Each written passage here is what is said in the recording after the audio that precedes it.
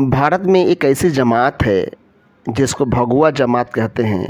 ये मुसलमानों की अज़ली दुश्मन है।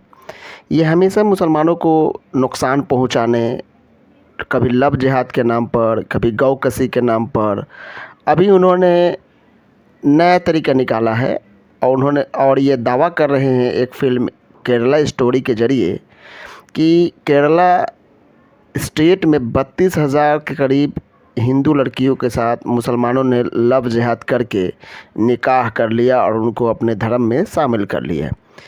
इसी तनाज़ुर में मौलाना साहब ने बहुत ही मुदल्लिल तरीक़ा से अपना तर्क रखा है। आइए इस वीडियो को सुनते हैं और सुनकर डिसाइड करते हैं कि उनका तर्क में कितनी सच्चाई है। आइए वीडियो देखते हैं। 32,000 बोलने वाला मैंने फिल्म बहादुर 3 पे आके अटक गया।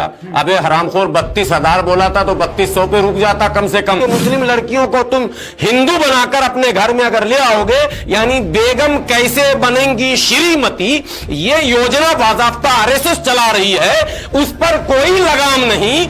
अब्दुल पंचर वाले की ये मजाल कैसे हो गई कि वो करोड़ों अरबों अडानी के लोगों को, अंबानी के लोगों को, टाटा बिरला के लोगों को, डालमिया के लोगों को और न जाने कितनी कंपनियां, पूरे भारत के 90% पैसा रखने वाले धर्म और लोगों को हम कैसे कन्वर्जन कराएंगे। ये भारत के कथित हिंदू भाइयों जो आप समोच घुमा रहे हो, जितना ज्यादा इस्लाम को बदनाम करोगे, इस्लाम उतना तेजी से फैलेगा। इसलिए घंटे की जोर पर हमको कहते हैं कि मस्जिद जाने नहीं दूंगा, नमाज पढ़ने नहीं दूंगा, तरावी पढ़ने नहीं दूंगा, सड़क पर मैं पूजा करूंगा, तुम नमाज नहीं पढ़ोगे, सड़क पर मैं उपद्रव करूंगा, तुम जुलूस नहीं निकालोगे, मैं सब पर कब्जा कर लूंगा, तुम्हारा लाउड स्पीकर भी उतार के नीचे कर दूंगा। मैं लव जिहाद ही लव है और बाकी सब ठग है प्यार के नाम पर। फिल्म मेकर सच्ची घटना पे आधारित है, फिर आप लोग उसमें कह रहे हो कि ये फर्जी है, या फिर किस तरीके की बात? पहले पूरी कहानी सुना देता हूं, फिल्म मेकर कितना फ्लॉप साबित हुआ है वो भी बता दूंगा आपको।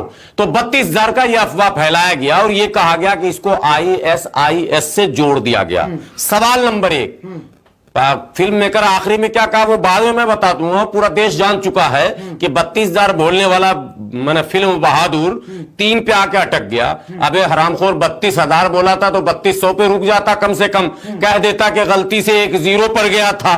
320 पे रुक जाता, कह देता गलती से 2 0 पड़ गया था। तुम 3 पर आकर रुक गए हो और उस 3 के लिए भी परेशान है कि वो साक्ष्य कहां से हम जुटाएं। फर्जी कहानियां लाई जा रही उस 3 के लिए। चलिए इसका मैं जवाब दे दिया। मैं अब ये कहना चाह रहा हूं, ये मुल्क के इंटेलिजेंस के खिलाफ कितना बड़ा प्रोपेगेंडा है कि क्या भारत का इंटेलिजेंस, भारत की खुफिया एजेंसी, भारत के जो इंफोर्समेंट मैंने हैं, जो तमाम तरह के स्टेट और सेंट्रल के हैं, सब पर एक सवाल खड़ा कर दिया।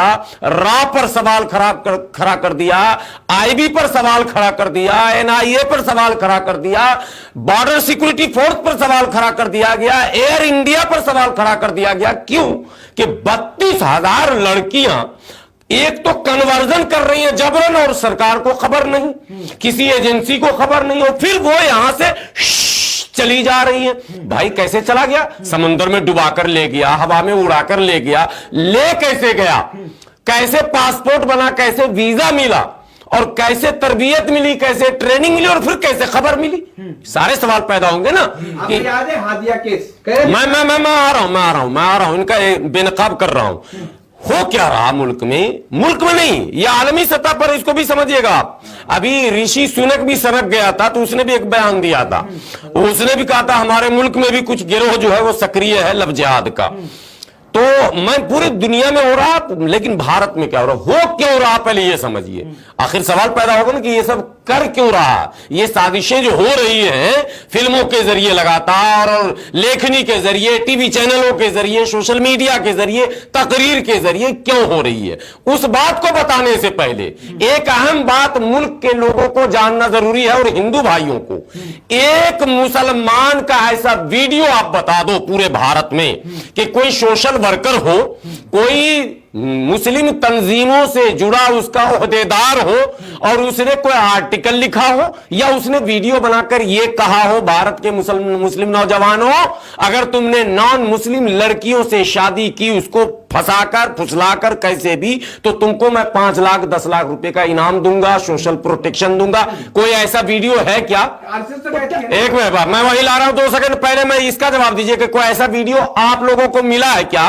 कोई मुस्लिम नौजवान ऐसा वीडियो बनाकर मार्केट में डाला है क्या कि भाई कोई गैर मुस्लिम लड़कियों को अगर मुसलमान बना दोगे और उसको इस्लाम में ले आओगे और बीवी बना लोगे तो तुमको हम 10-20 लाख रुपया दे देंगे? ऐसा किसी ने कहा क्या? नहीं। लेकिन इसी भारत में आरएसएस और आरएसएस से जुड़े वो तमाम संगठन के लोग, जिम्मेदार लोग, और एक तो बिंदास बोल वाला जो है मोटू गेंडा, वो भी बाज़ाब्ता वीडियो भी बनाकर बोल रहा, और मंच से अभी जलगांव मालेगांव की तरफ उसकी सभा हुई थी, वहां भी उसने कहा, और वीडियो बनाकर भी कह रहा है, और सोशल मीडिया पर ट्वीट भी करके कह रहा है, फेसबुक पर भी वीडियो बनाकर कह रहा हिंदू नौजवानों, तुम मुस्लिम लड़कियों को अपने जाल में फंसा कर लाओ, 10 लाख रुपया, सोशल प्रोटेक्शन, लीगल एड, सब कुछ हम देंगे। तो सरकार ईमानदारी से पहले यह सोचे कि मुजरिम वो है जो वीडियो बनाकर डंके की चोट पर कह रहा है कि मुस्लिम लड़कियों को तुम हिंदू बनाकर अपने घर में अगर ले आओगे, यानी बेगम कैसे बनेंगी श्रीमती, ये योजना बाज़ाब्ता आरएसएस चला रही है, उस पर कोई लगाम नहीं। जो जबरन कन्वर्जन कराकर, डरा कर, जहां अकलियत में मुसलमान है, 10 घर है, 20 घर है, 50 घर है, जहां गरीब है, मजबूर है, उसको डराकर धमकाकर आप कन्वर्जन करा रहे हैं, और उल्टा चोर कोतवाल को डांटे, हम पर आरोप लगा रहे हैं कि आप कन्वर्जन करा रहे। भैया मेरे घर में खाने का आटा नहीं है। अब्दुल पंचर वाले की यह मजाल कैसे हो गई कि वो करोड़ों अरबों अडानी के लोगों को, अंबानी के लोगों को, टाटा बिरला के लोगों को, डालमिया के लोगों को, और न जाने कितनी कंपनियां, पूरे भारत के 90% पैसा रखने वाले धर्म और लोगों को हम कैसे कन्वर्जन कराएंगे? यह भी एक सवाल पैदा होता है। 1 मिनट। और अगर यह आरोप है कि धन बल पर आप कराते हैं, तो मैं चैलेंज करता हूं अडानी अंबानी, तुम दोनों को, अगर मां ने दूध पिलाया, बहुत भारत भक्त बन रहे हो, अगर राष्ट्रवादी, तो तुम अपना पैसा लगाओ हिंदू धर्म को बढ़ाने में। मैं उन तमाम संतों महंतों जो अरबों अरबों मशीन से पैसे गिने जा रहे हैं, जिनके चढ़ावे, उनको भी कह रहा हूं आपके चैनल के माध्यम से, उनके यहां एक बार जो है 20-20 मशीनें लगती है पैसे गिनने में। उन तमाम, मैंने नाम बताने की जरूरत नहीं, 1-2 महंत नहीं है और 1-2 ऐसी जगह भारत में नहीं है। वो लोग पैसे कहां ले जा रहे हैं? वो हिंदू धर्म के प्रचार में क्यों नहीं लगा रहे हैं? हम पर क्यों आरोप लगा? हम तो ज़कात खैरात खाते खाते परेशान हैं। मूवी क्या प्रोपेगेंडा है क्या आपके? प्रोपेगेंडा नहीं, महा झूठ का पुलिंदा है। और भारत सरकार समय रहते अगर ऐसे प्रोपेगेंडा और ऐसे झूठे लोगों पर कार्रवाई नहीं करेगी तो देश का वातावरण धीरे धीरे धीरे धीरे बिगड़ जाएगा। यह देश की एकता, अखंडता, भाईचारा, प्यार, मोहब्बत, अमन के खिलाफ एक बहुत बड़ी साजिश है। इस देश के उन गंगा जमनी तहजीब पर सीधे सीधे एक वार है। ये देश के संविधान पर वार है कि जिस संविधान ने सबको इक्वल राइट्स दिए हैं, जब हमारी मर्जी कि हम इस्लाम में रहें या हिंदुत्व में रहें या क्रिश्चियनिटी में रहें या सिखिज्म में रहें या बौद्धिज्म में रहें, अकॉर्डिंग टू मतलब कॉन्स्टिट्यूशन में कह रहा हूं आपको, भारतीय संविधान ने हमें इस बात की अनुमति दी है हम मस्जिद जाएं, मंदिर जाएं, गुरुद्वारा जाएं, चर्च जाएं, बुद्ध विहार जाएं। लेकिन ये डंटे की जोर पर हमको कहते हैं कि मस्जिद जाने नहीं दूंगा, नमाज पढ़ने नहीं दूंगा, तरावी पढ़ने नहीं दूंगा, सड़क पर मैं पूजा करूंगा, तुम नमाज नहीं पढ़ोगे, सड़क पर मैं उपद्रव करूंगा, तुम जुलूस नहीं निकालोगे, मैं सब पर कब्जा कर लूंगा, तुम्हारा लाउड स्पीकर भी उतार के नीचे कर दूंगा, मैं रात रात भर कान फाड़ दूंगा, तुम्हारा ऐसे डीजे लगाऊंगा, लेकिन तुम्हें कुछ करने नहीं दूंगा। यह है भारत के संविधान का मजाक उड़ाने वालों की मंडली। और अब यह बना 32,000, इसको गिरफ्तार करना चाहिए 32,000 वाले को। पहले 3 के बारे तो कह रहे हैं कि साक्ष्य 3 के साक्ष्य तो वो दे क्यों नहीं रहा साक्ष्य? अगर 3 के साथ भी हो तो हुआ है। अरे साक्ष्य देखिए, कह रहा सच्चाई यही है। बजरंग दल का नाम बाद में लीजिएगा, पहले इसको जान लीजिए। जिस केरल स्टेट की बात की जा रही है वो भारत का सबसे साक्षर राज्य, वेल एजुकेटेड स्टेट है, इकोनॉमिकल भी स्टेबल है, वो आत्मनिर्भर राज्य है और सबसे पढ़ा लिखा राज्य है। भारत के लोगों अगर सबसे पढ़े लिखे और आत्मनिर्भर राज्य की अगर ऐसी कहानी होगी तो जो राज्य आज भी कई किलोमीटर पीछे है रेस में, विकास की रेस में, जहां काला हांडी में अभी भात लोग नहीं खा रहे, ये मैं नहीं कहा, देश के प्रधानमंत्री स्वर्गीय अटल बिहारी वाजपेयी जी ने कहा था उड़ीसा के काला हांडी के बारे में। वहां आज भी भात भात करते संतोषी जहां मर रही है झारखंड की, तो वहां तो आप सोचिए कि अगर कन्वर्जन का मामला होगा तो वहां कितना हो जाएगा। इसलिए यह बात नहीं, दरअसल जहां एजुकेशन ज्यादा है वहां कन्वर्जन ज्यादा है। क्यों कि इस्लाम के खिलाफ जितना प्रोपेगेंडा आप करते हैं ना, लोग इस्लाम को उतना ही पढ़ते हैं। एक उदाहरण आपको देता हूं, जब वर्ल्ड ट्रेड सेंटर पर हमला हुआ था ना, तो जब आतंकवाद की नई परिभाषा अमेरिका ने गढ़ी थी, तो क्रिश्चियन के बड़े बड़े स्कॉलर्स ने इस्लाम को पढ़ना शुरू किया था कि भाई ये होता क्या आतंकवाद, इस्लामी आतंकवाद, और पढ़ पढ़ कर लोग इस्लाम की तरफ आ गए। भारत के कथित हिंदू भाइयों जो आप समोच घुमा रहे हो, जितना ज्यादा इस्लाम को बदनाम करोगे, इस्लाम उतना तेजी से फैलेगा। इसलिए कि यूनिवर्सिटियों में लोग पढ़ रहे हैं, और जो पढ़ेंगे वो इस्लाम को पढ़ेंगे। और जब इस्लाम मानते हैं कि धर्म परिवर्तन हुआ है उनका, धर्म परिवर्तन रोज हो रहा, क्यों नहीं होगा? भारत स्वतंत्र है, भारत में हमारी मर्जी उनकी मर्जी। आपकी हैं? इस्लामिक अगर सब लोग इस्लाम कबूल कर ले तो इस्लामिक राज अपने आप हो जाएगा। इसमें क्या परेशानी है आपको? वही तो कह रहे हैं कि नहीं हादिया को पहला फुसला करके माइंड वॉश करके किया। कोर्ट का आदेश नहीं देखा आपने हादिया वाले में? एनआईए ने गिरफ्तार कर लिया लड़के को, तो क्या हो गया? छोड़ना पड़ा ना। लड़की नकाब पहन के पहुंच गई कोर्ट, लड़की ने कह दिया मैं तो खुद अपनी मर्जी से इस्लाम कबूल की थी। तब मुंह देखते रह गए एनआईए के लोग भी, और भारत की तमाम मीडिया मुंह आके खड़ी हो गई। सुधीर कुमार तो बेचारा परेशान था, उसको पानी भी चढ़ा, ये खबर मिली हमको। वही लोग बढ़ा चढ़ाकर जबरदस्ती पेश करते हैं, बाद में मुंह के बल गिरते हैं। इसलिए ये सब बकवास की बातें हैं। आप लव जिहाद एक बात बार बार उठ रही है, लव जिहाद, ये दो आखिरी बात बोल रहा हूं। लव और जिहाद, प्यार के बारे में भारत में बहुत सारे गाने गाए जाते हैं। प्यार जो है वो खुद संघर्ष है। ये प्यार नहीं आसान, पर इतना समझ लीजिए एक आग का दरिया है और तैर के जाना है। तो जिहाद क्या चीज है? जिहाद के माने संघर्ष। जो प्यार करेगा वो उसका जीवन तो और संघर्षमय हो जाएगा। ये कौन सा बकवास लव जिहाद लग रहा है? प्यार है ही जिहाद।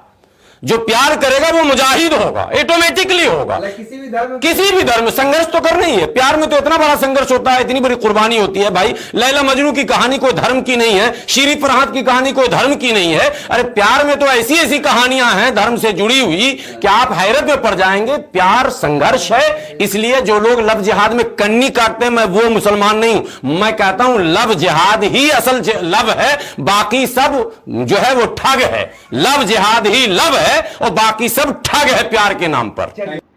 मौलाना साहब अपने पॉइंट ऑफ व्यू में बहुत ही क्लियर है और साफ तौर पर बोलते हैं कि ये जो लव जिहाद, ये केरला स्टोरी जैसे फिल्म है, इनका मकसद एक ही है कि मुसलमानों के ख़िलाफ़ नफ़रत को फैलाया जाए, और नफ़रत को फैलाकर भारत के अंदर जो हिंदू वोट है, एक ख़ास पॉलिटिकल ग्रुप है, ऑर्गेनाइजेशन है, जो हमेशा अपने हक में रखना चाहती है। अगर वो मुसलमान हिंदू जब तक करती रहेगी, तब तक हिंदुओं का बहुत बड़ा तबका उनके पीछे खड़ा रहेगा, और उनका जो असल मकसद है हुकूमत में कायम रहना, उस मकसद में वो कामयाब रहेंगे। इस तरह से हिंदू मुस्लिम लव जिहाद, केरला स्टोरी, कन्वर्सन के मुद्दे को उछाल कर जो मेन मुद्दा है भारत में, महंगाई का, बेरोज़गारी का, लोगों के बीच में फैलता हुआ फ्रस्ट्रेशन का, जो कि अनएम्प्लॉयमेंट की वजह से है, उससे लोगों का जहन को भटकाया जा रहा है। ज़रूरत है कि हिंदुस्तान के जो, भारत के जो बाशऊर लोग हैं, जो अवेयर लोग हैं, चाहे हिंदू है मुसलमान है, चाहे हिंदू या मुसलमान है, उनको इन पर ध्यान ना दें और एक साथ मिलकर रहे, भाईचारगी बना कर रखे, और कोशिश करे कि इनका जो मकसद है मुसलमान और हिंदू के बीच में नफ़रत को फैलाना, भाईचारगी को ख़त्म करना, उनके मकसद को नाकाम किया जा सके।